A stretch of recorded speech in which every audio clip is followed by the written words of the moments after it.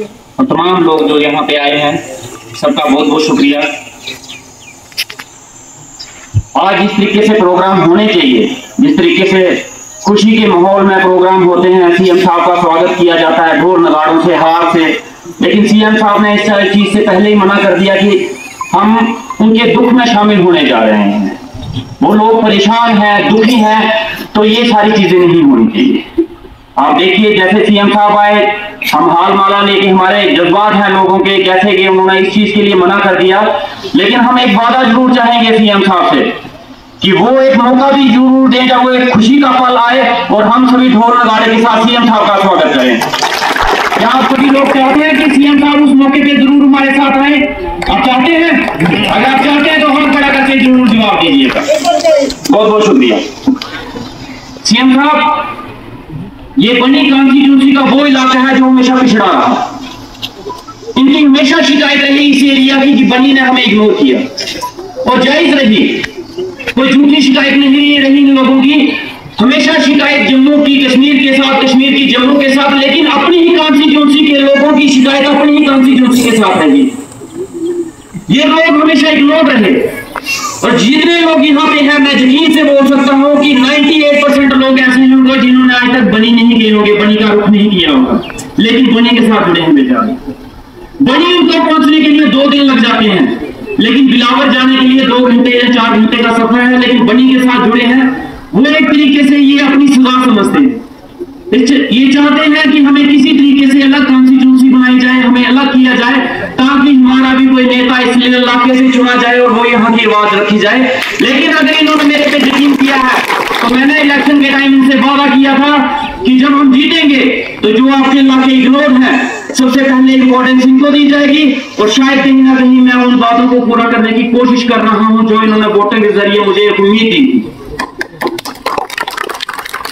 यहाँ पे बात उठी मिनिस्ट्री की, तो मैं आप लोगों को एक यकीन दिला देना चाहता हूं, आज भी सीएम साहब ने मुझे वही रुतबा दिया हुआ उस पार्टी में। आज भी मेरी सुनवाई वही होती है जो एक मिनिस्टर साहब की होती है। कभी भी आज तक सीएम साहब के ऑफिस में जाने के लिए शायद मुझे इंतजार नहीं करना पड़ा। जब भी सीएम साहब को पता चला कि मैं इनसे मिलना चाहता हूं, उसी वक्त सीएम साहब ने मुझे ऑफिस में भी बुलाया और घर में भी बुलाया। ना सिर्फ सीएम साहब, उमर साहब ने, फारूक साहब भी मुझे उसी तरीके से ट्रीट करते हैं जैसे वो अपने घर का एक मेंबर समझते हैं। आज तक बनी से जितने भी, और बनी कॉन्स्टिट्यूंसी लोहेमुला डुगैनी से हमने जितने भी काम सीएम साहब को दिए हैं, हम टाइम टू टाइम आपको फेसबुक पे, नेट के माध्यम से दिखाते रहते हैं। कोई ऐसा काम नहीं है जो जिसके ऊपर सीएम साहब ने साइन करके आगे फॉरवर्ड नहीं किए हों। और जब ये बात उठी और जब मैंने डुगैनी कैंप को फोटो दिखाए, और अभी भी बाई एयर जब हम देख रहे थे, तो अभी मुझे बाई एयर पहली बार जहाज में चढ़ा हूँ, गरीब आदमी, पहाड़ी लोग हैं, ज्यादा मौका कभी जहाज में चढ़ने का मिला नहीं। बहुत बहुत शुक्रिया सीएम साहब, आपने जहाज चाहे सेवा करवा दिया मेरा। तो ऊपर से पता नहीं चलता है कौन सा डुगैनी और कौन सी मछली है। मैं बड़ी देर से पहचानने की कोशिश कर रहा हूँ कि लाता कहाँ पे है। सीएम साहब ने मुझे बताया जब स्लाइड हो गया, उन्होंने बोला ये वाला तो नहीं है कहीं पे। मैंने कहा हाँ यही है। इन्होंने कहा यहाँ पे तो घर ही नहीं है कोई। और उस समय सीएम साहब ने जो चिंता जताई, जो उनके चेहरे से मुझे देख रहा था, मुझे लगा कि ये सीएम साहब को इस चीज को लेके दुख हुआ है।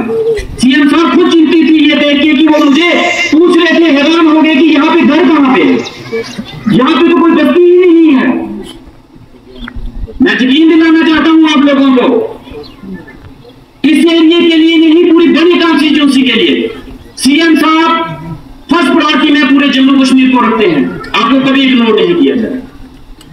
आज तक अगर आपके साथ ऐसा हुआ है, आज से पहले ऐसे कभी नहीं होगा। सीएम साहब, मैं इस इलाके की बात करना चाहूंगा। बनी का हर एक एरिया इफेक्टिव हुआ है, लेकिन सबसे ज्यादा जो इफेक्टिव हुआ है वो मोहार एरिया है, मजोद एरिया है, और बनी का एक कांकल एरिया है, माजरा। ये 3 एरिया है जो सबसे ज्यादा इफेक्टेड हुए हैं। बाकी तो हर एक एरिया में कहीं ना कहीं त्रासदी हुई है, लेकिन इन 3 एरिया में ऐसे हैं जो 3 एरिया आज हमारे लक्ष्य से ही साफ हो चुके हैं। मोहार में एक बहुत खूबसूरत गांव था सीएम साहब, अगर आप कभी देखते तो आपकी रूह खुश हो जाती है। आप देखते कि कितना अच्छा खूबसूरत गांव है। आज बहुत तकरीबन 50-60 के करीब मकान थे जो आज एक भी नहीं रहा। मकान का मलबा तक नहीं वहां पे रहा। हाई स्कूल की इतनी अच्छी शानदार बिल्डिंग थी जो आज वहां पे डिसमेंटल हो चुकी है। एक सबसे जो खत्म हो चुका है, पंचायत घर खत्म हो चुका है, राशन का स्टोर था वो खत्म हो चुका है, रोड तो वहां दिखता ही नहीं कि लगता ही नहीं है कि यहाँ किसी जमाने में रोड भी था। यही हालत नजोत की है। नजोत में भी 20 के करीब फैमिलीज ऐसी हैं जो बेघर हो चुकी हैं। कांथल एरिया का मामला एरिया है, कांथल पंचायत का बनी में पड़ता है, जहां पे घर जो है टोटली स्लाइड हो चुकी है। और सबसे बड़ी परेशानी की बात जनाब अब ये आ रही है, यहाँ पे सिर्फ घर स्लाइड नहीं हुए, वो जगह ही खत्म हो चुकी है। इन लोगों के पास 1 इंच जगह नहीं रही है घर बनाने के लिए। टोटली बेघर है, टेंटों में रह रहे हैं, स्कूल बिल्डिंग्स में रह रहे हैं, यहाँ पे बीडीओ साहब की बिल्डिंग है, ऑफिस है, यहाँ पे रह रहे हैं। इनके पास अभी रहने के लिए 1 इंच जगह भी नहीं है, टेंट लगाने के लिए भी नहीं है। और गुस्ताखी चाहूंगा सीएम साहब आपसे, बिना पूछे मैंने इनके साथ वादा कर दिया, मैंने इनको बोल दिया है कि हम लोग आपको बसाएंगे। और मैंने इनको आपके ऊपर यकीन करके कि सीएम साहब मेरी बात को नहीं टालेंगे और आपके दुख को दर्द को समझते हैं, मैंने इनको बोल दिया है कि जैसे भी होगा आपको फिर से आपके घर बनवाए जाएंगे, आपको जगह अलॉट की जाएगी, आपको फिर से बसाया जाएगा। और सीएम साहब आपसे बिना बात पूछे मैंने इनके साथ वादा कर दिया है, और मेरे इस वादे को आपने पूरा करना। वो कैसे करोगे मैं नहीं जानता, लेकिन आप भी पूरा करोगे, मैंने आपके को छोड़ दी है। मैं बात मुंह से निकाल देता हूं, बाकी आप जानो, मुझे नहीं पता आप कैसे पूरा करोगे। वहां पे सर एक ब्रिज था जो फारूक साहब के टाइम में, एनसी सरकार के टाइम में एक ब्रिज मिला था जो 5 पंचायतों को, कम से कम 5 पंचायतों को जोड़ता है जुवाना में। वहां पे रिश्तेदारी है, स्कूल है, स्कूल के बच्चे हैं उस दरिया के पार पढ़ने जाते हैं, और अभी वो ब्रिज टोटली खत्म हो चुका है। वहां के स्कूल के बच्चे भी वहां नहीं जा पा रहे। वहां पे मर्दनदारियां होती है, रिश्तेदारियां होती है। तो पहले क्या होता था, जब ब्रिज नहीं था, जब किसी की डेथ होती थी तो संस्कार के टाइम जब उसका कफन डालने के लिए हमारे जब वहां जाते हैं तो वो क्या करते थे, उस कफन को पत्थर में डाल के दरिया के उस साइड फेंकते थे, क्योंकि वहां पहुंच नहीं पाते थे, और दरिया के इस साइड बैठ के वो अफसोस जताते थे। लेकिन वो ब्रिज मिला, ये लोग जुड़े उसके साथ, दिलावर के साथ कनेक्टिविटी बनी, स्कूल आने जाने का रास्ता बना, लेकिन आज वो ब्रिज खत्म हो चुका है। वो लाइफ लाइन है हमारे लोगों की।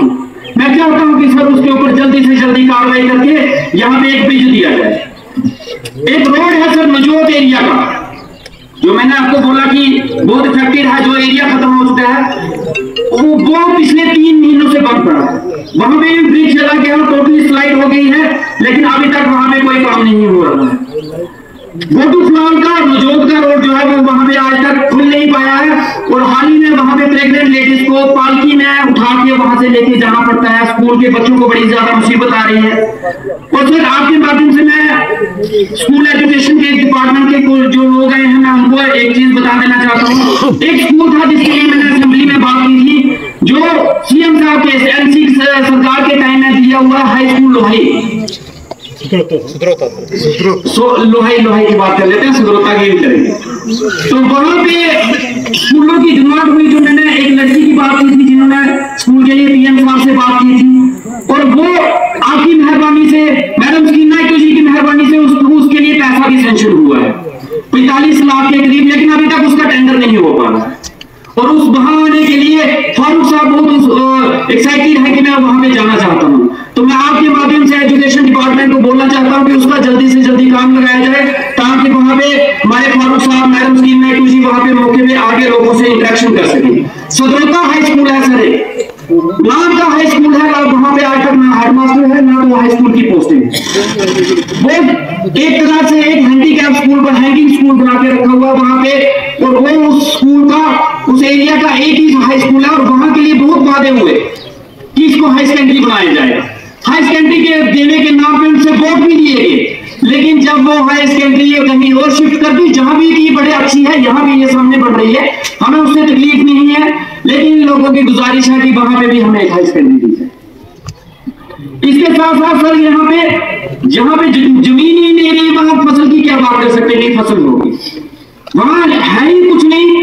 ये गरीब लोग हैं सर, साल में एक फसल होती है मक्की की, यहाँ और कोई फसल नहीं होती, ना कोई ज्यादा सब्जी का यहाँ पे काम चलता है, यहाँ सिर्फ मक्की की एक फसल होती है और वो खत्म हो चुकी है।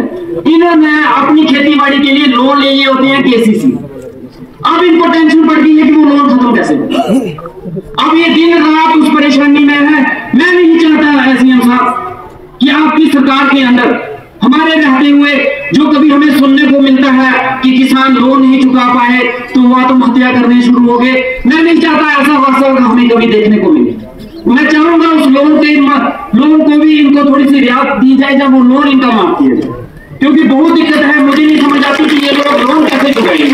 इनकी ना फसल रही, ना घर रहा, ना परिवार रहा, इनका कुछ नहीं रहा। अब ये कहां से किस तरीके से करेंगे, मुझे इस चीज की कोई समझ नहीं आती। लोहाई मलार का रोड है जो काफी दिनों से और 3 महीने से बंद पड़ा है। मैं चाहूंगा एडमिनिस्ट्रेशन उस पर गौर करे और साथ ही साथ मैं सीएम साहब से ये भी गुजारिश करूंगा, जिस तरीके से सीएम साहब आए यहाँ डुगरनी ब्लॉक में आए हैं, वैसे ही हमारा एक लोहाई मलार ब्लॉक भी है, एक बनी ब्लॉक भी है और एक दुगल ब्लॉक भी है। 5 साल का अफसर है, अभी 4 साल रह गए हैं इन सारे और यहाँ पे सीएम साहब एक रिवाज ये है कि जहाज यहाँ पे उतरते हैं, ये नहीं कि नहीं उतरे, पहले भी इन लोगों ने जहाज देखे हैं उतरते हुए, लेकिन वो जहाज सिर्फ वोट मांगने आते हैं। आज तक की बनी के इतिहास में कभी कोई जहाज वोट लेने के बाद नहीं उतरा। वोट लेने के बाद, जीतने के बाद इनकी सुध लेने कभी नहीं आया। ये पहली बार बनी में ऐसा हो रहा है कि जीतने के 1 साल के बाद यहाँ पे प्राप्त कर रहे हैं और वोट के लिए नहीं, पार्टी के वोट के लिए नहीं, सिर्फ आपका पता लेने के लिए आए हैं। ये पहली बार हुआ है और अब अगर ऐसा हुआ है तो उम्मीद है हमें कि बदलेगा, हमारे बनी का नक्शा भी बदलेगा। लेकिन हालात ऐसे नहीं है। हालात ये है कि हम यूटी में रह रहे हैं, हमारे ऊपर यूटी का एक टैग लगा हुआ है।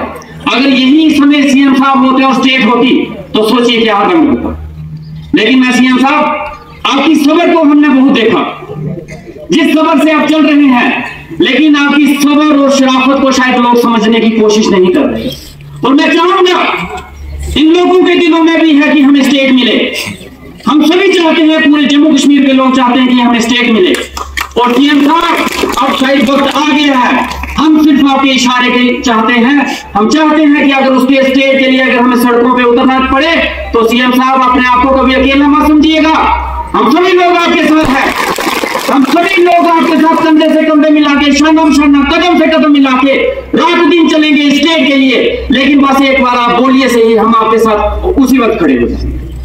बाकी सीएम साहब, आप यहाँ पे आए, बहुत बहुत शुक्रिया। मैं दिल से आपका शुक्रिया अदा करता हूं। इन लोगों का, आज इन लोगों को विश्वास हो रहा है कि इनका कोई रहनुमा है, इनको पूछने वाला है, इनका दुख दर्द बांटने वाला है। और आप लोगों की खुशी में अगर कोई शामिल हो ना हो, लेकिन दुख की घड़ी में मैं आपको वादा करता हूं, डॉक्टर रामेश्वर सिंह और सीएम उमर अब्दुल्ला साहब आपके साथ जरूर थे। अभी सीएम साहब का टूर यहाँ से, और इसके बाद जो लोग यहाँ पे मुहार के आए हुए हैं, मुहार के कौन कौन से लोग आए हैं, हाथ खड़ा करो जिनके घर चले गए।